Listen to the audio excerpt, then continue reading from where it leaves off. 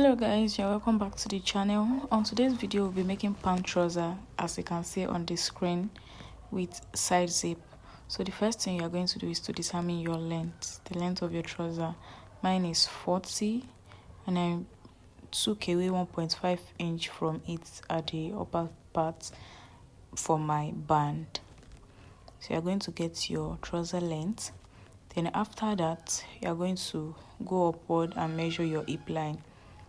You can measure that on your client from the waist to the hip line. You can measure that or you use the common one, which is 9 inches for people that are average, then 10 for people that are tall. Then the next thing you are going to measure is your crotch length. But I went ahead to rule my hip line first, then my crotch length. Also, you can measure that from your client as well. But if you can't, then you can divide your hip by 4, then measure it.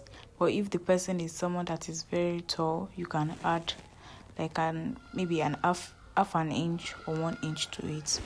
So this is my crotch length. So the next thing you're going to measure is your hip measurement divided by 4.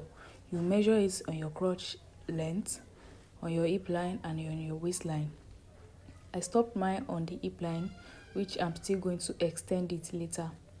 So the next thing I measured was my thigh length, where we are going to measure our thigh measurements. It's just basically like 3 inches away from the crotch length, but you can as well measure that on your client.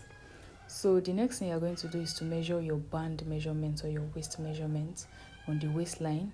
Then you connect it to the hip line, as you see me doing this video. So the next thing you are going to do, as you can see, I've extended my line to the crotch length. The next thing you're going to do is to divide your hip by 16 rather, by 16, so that you can know what you are going to extend, what your crotch extension will be. Mine is 2.167 and I've gone ahead to measure it, and from that point I just went up by I think 1.5 to create our cuff, to create our crotch cuff. You can use your cuff drill for this, but mine is not giving me what I want, so I just use my free hand, and that is it. So the next thing you're going to do is to measure your thigh measurements.